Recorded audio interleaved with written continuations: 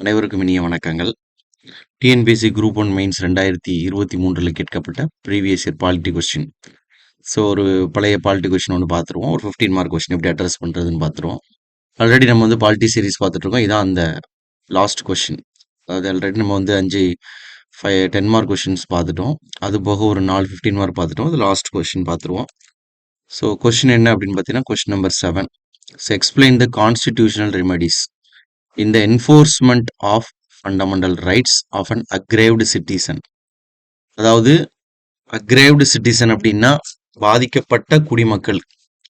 தமிழ்லையும் கேள்வியை பார்த்துருவோம். அரசியலமைப்பு பரிகாரங்களை பெறுவதற்கான அடிப்படை உரிமைகளை பாதிக்கப்பட்ட குடிமக்களுக்கு முனைப்புடன் செயல்படுத்த உதவுவதை பற்றி விளக்குங்கள். Explain the constitutional remedies in the enforcement of fundamental rights. So fundamental rights நமக்கு வயலேட் ஆகும் பொழுது அந்த ஃபண்டமெண்டல் ரைட்ஸால் கிடைக்காமல் பாதிக்கப்பட்ட மக்கள் இருப்பாங்க இல்லையா, அவங்களுக்கு தான் அக்ரைவ்டு சிட்டிசன். அதான் இந்த இடத்த சொல்லியிருக்கு, fundamental rights of an aggrieved citizen. அவங்களுக்கு கான்ஸ்டிடியூஷனல் ரெமெடிஸ் என்னென்ன இருக்குது அப்படிங்கிறத நம்ம எக்ஸ்பிளைன் பண்ண சொல்லியிருக்கேன். அரசியலமைப்புக்குள்ளே இருக்கக்கூடிய வழிவகைகளை எக்ஸ்பிளைன் பண்ணணும். ஸோ இது வந்து ஒரு 15 மார்க் கொஸ்டின் அப்படிங்கிறதுனால ஃபஸ்ட்டு இன்ட்ரோடக்ஷனோட நம்ம ஸ்டார்ட் பண்ணலாம். ஸோ கொஸ்டின் பாருங்க, explain the constitutional remedies in the enforcement of fundamental rights of an aggrieved citizen. சரி, ஸோ பொதுவாக அரசியலமைப்புக்கு உட்பட்டு நிவாரணம் தேடும் உரிமை. அரசியலமைப்பில் மொத்தம் அடிப்படை உரிமைகள் 6 உரிமைகள் கொடுக்கப்பட்டிருக்கு. அதில் கடைசியாக இருக்கக்கூடிய உரிமை தான் ரைட் டு கான்ஸ்டிடியூஷனல் ரெமெடிஸ். அதாவது அரசியலமைப்புக்கு உட்பட்டு நிவாரணம் பெறும் உரிமை அப்படிங்கிற ஒரு உரிமையை கொடுத்துருக்குறாங்க. ஸோ ஃபண்டமெண்டல் ரைட்ஸில் கடைசியாக இருக்கக்கூடிய உரிமை. ஸோ அந்த 5 உரிமைகளுமே நமக்கு நிறைய விஷயங்களை என்ஷோர் பண்ணுது. பேச்சு உரிமை, சுதந்திரம், கருத்து சுதந்திரம், அதுக்கப்புறம் சமத்துவ உரிமை, சுதந்திர உரிமை, சுரண்டுதலுக்கு எதிரான உரிமை, நிறைய உங்களுக்கு எம்பசைஸ் பண்ணாலுமே கடைசியில் அந்த அந்த கான்ஸ்டிடியூஷனல் ரெமெடின்னு ஆர்டிகல் 32 அதுதான் பார்த்தீங்க அப்படின்னா இவ்வளவு காலம் கொடுக்கப்பட்ட அந்த அடிப்படை உரிமைகளை அதை செயல்படுத்துவதை உறுதிப்படுத்துவது இதுதான். என்ஃபோர்ஸ்மெண்ட்டுங்கிறது தான் ரொம்ப முக்கியம். அதைத்தான் நம்ம சொல்றோம் இல்லையா, நம்ம இப்போ பழமொழிகள் என்ன சொல்றாங்க, கற்பனைகளின் கோட்டைகளை விட யதார்த்தத்தின் குடிசைகளை மேல் அப்படிங்கிற மாதிரி நிறைய அடிப்படை உரிமைகள் கொடுக்கறது முக்கியம் இல்லை, அந்த அடிப்படை உரிமைகள் மீறப்பட்டால் அதற்கான வழிவகைகள் இருக்கும். So fundamental rights would be meaningless without an effective என்ஃபோர்ஸ்மெண்ட்டுங்கிறோம். ஸோ அடிப்படை உரிமையே அதை எஃபெக்டிவா என்ஃபோர்ஸ் பண்ணலன்னா வேஸ்ட் தான். நிறைய உரிமைகள் கொடுத்துருக்கோம், எதையுமே என்ஃபோர்ஸ் பண்ணவே இல்லை, சும்மா அப்படியே ஒரு பேச்சு வழக்கில் இருக்குன்னா என்ன பண்றது? So right to constitutional remedies under Article 32 and 226 confers power to Supreme Court and High Courts. So constitutional remedies நம்ம சுப்ரீம் கோர்ட் மூலமாகவும் வாங்கலாம், ஹை கோர்ட் மூலமாக வாங்கலாம். அதற்கு அட்வைஸ் பண்ணக்கூடிய அதிகாரம் 32 மற்றும் 226 226. So doctor B.R. அம்பேத்கர் என்ன சொல்றாருன்னா, article 32 the very soul of the constitution அப்படிங்கிறார். ஸோ த வெரி சோல் அப்படின்னா ரொம்ப ஒரு ஆன்மாவான ஒரு விஷயம் அப்படிங்கிறார். அதீத ஆன்மா அப்படிங்கிறது சோல் ஆஃப் த கான்ஸ்டிடியூஷன் கூட சொல்லல, very soul of the constitution அப்படின்னு சொல்லியிருக்காரு. ஸோ இப்போ constitutional remedies for enforcement of fundamental rights first என்னன்னா கான்ஸ்டிடியூஷனல் பேசிஸ் ஆர்டிகல் 32. ஸோ 32வது விதி இது என்ன? Right to move supreme court. So supreme கோர்ட்டுக்கு நம்ம போக முடியும்.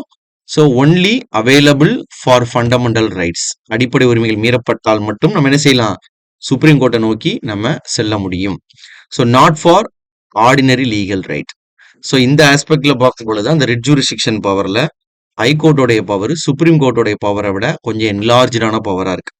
ஸோ சுப்ரீம் கோர்ட்ல ஃபண்டமெண்டல் ரைட்ஸ் வயலேட் ஆகுறது, ஃபண்டமெண்டல் ரைட்ஸ் சம்பந்தமா உள்ள ரிட் பெட்டிஷன்ஸை மட்டும்தான் அங்கே அவைல் பண்ண முடியும்.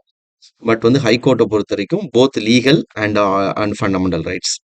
So supreme court can issue order, writs or direction. இது ஆர்டிகிள் 32ல கொடுத்துருக்குது. இதே மாதிரி power of high court to ensure fundamental rights under 226 இங்க என்ன பண்ணலாம், enforce both fundamental and ordinary legal rights.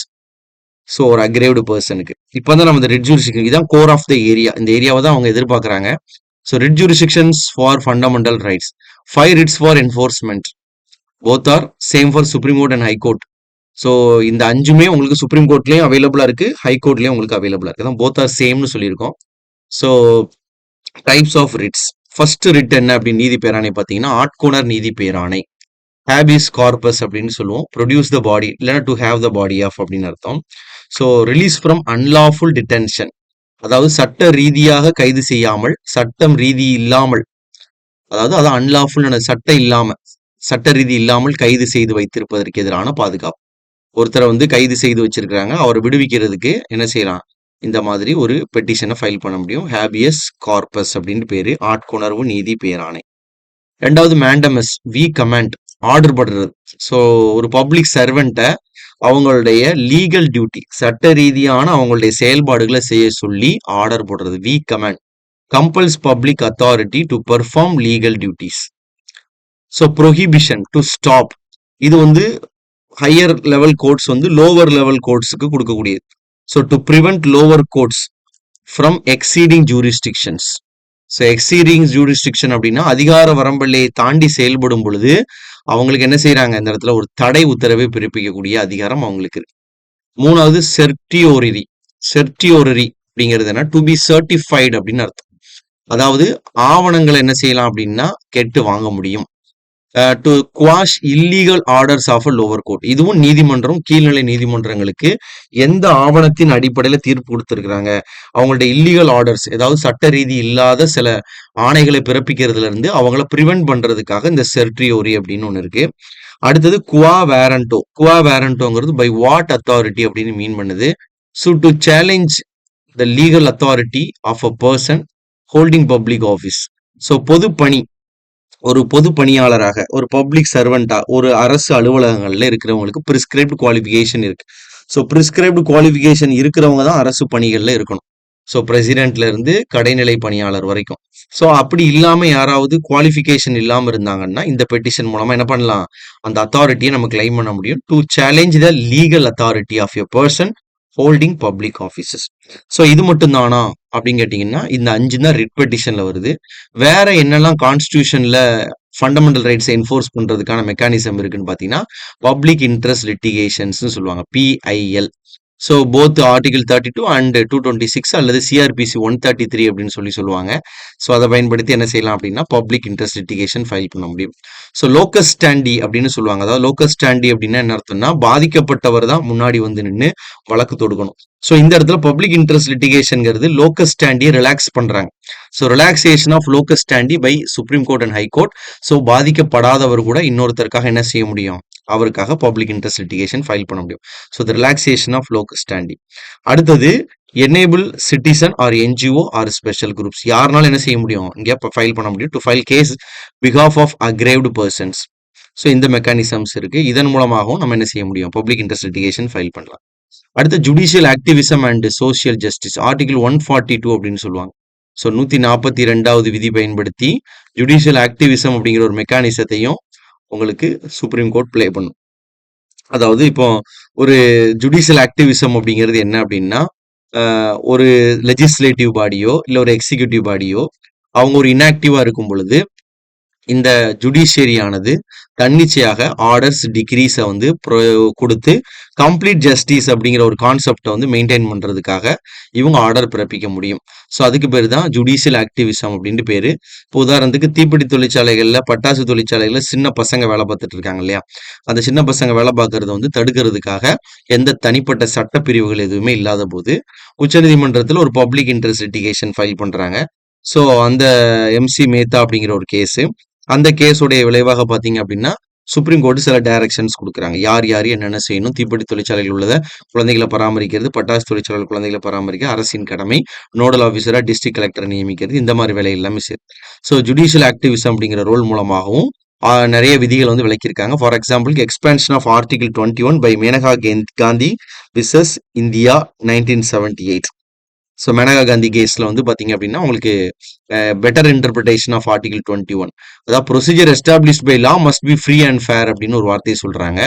அதாவது ஆர்டிகல் 21ல என்ன சொல்லியிருக்கு அப்படின்னா, அதாவது ஒரு ப்ரொசீஜர் எஸ்டாப்ளிஷ் பண்ணி தனிநபருடைய ஒரு உரிமைகளை பறிச்சுக்கலாம் அப்படின்னு சொல்லியிருக்கு.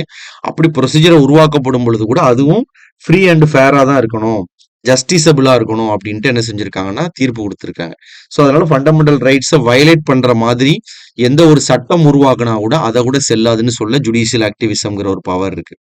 அடுத்தது பாத்தீங்கன்னா இதோட சிக்னிஃபிகன்ஸ். So guarantee against ஆர்பிட்ரரினஸ்.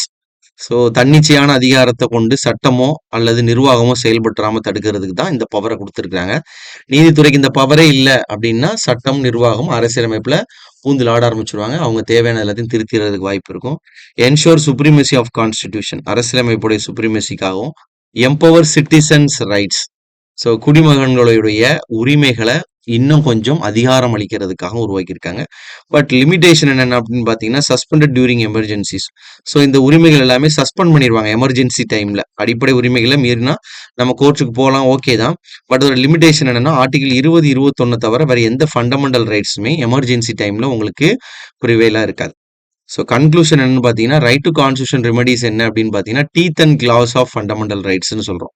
அதாவது ஃபண்டமெண்டல் ரைட்ஸ் நிறைய சொல்லியிருந்தாலுமே அதுக்கு எங்கேயா ஒரு பிடிமானம் ஒன்று இருந்தால் தான் அது செயல்படுத்துறதை கவனிக்க முடியும், கண்காணிக்க முடியும். அப்படி ஒரு ஒரு பிடிமானமா இந்த இடத்துல வந்து இருக்கிறது தான் பார்த்தீங்க அப்படின்னா இந்த constitution remedies. So teeth and claws அப்படின்னா என்ன அர்த்தம்னா, இந்த சிங்கம் மாதிரி வேட்டையாடுற மிருகங்கள்லாம் பார்த்தீங்க அப்படின்னா இருக்குபடியா பிடிச்சி நிப்பாட்டி இருக்கும். ஸோ மிருகங்கள் தான். ஸோ டீத் அண்ட் கிளாஸ் அப்படிங்கிறது அதான். அது ஒரு ஃபண்டமெண்டல் ரைட்ஸே எவ்வளவோ நிறைய சொல்லியிருந்தாலும் 5 ரைட்ஸ் சொல்லியிருந்தாலும் அதில் 6வதா அதுக்கு ஒரு இருக்கு பிடின்னு ஒன்று வைக்க போய் தான் வந்து அது வந்து செயல்பாடு இருக்கு, எஃபெக்டிவா இருக்குங்கிற புரிஞ்சுக்கிறோங்கிறத அந்த இடத்துல கன்க்ளூஷனாக கொடுத்துருக்கோம். ஸோ டிஸ்கிரிப்ஷன்ல உங்களுக்கு பிடிஎஃப் இருக்கு, நீங்க டவுன்லோட் பண்ணிக்கலாம். தேங்க்யூ. சுரேஷ் IAS அகாடமி, வெற்றியின் முகவரி.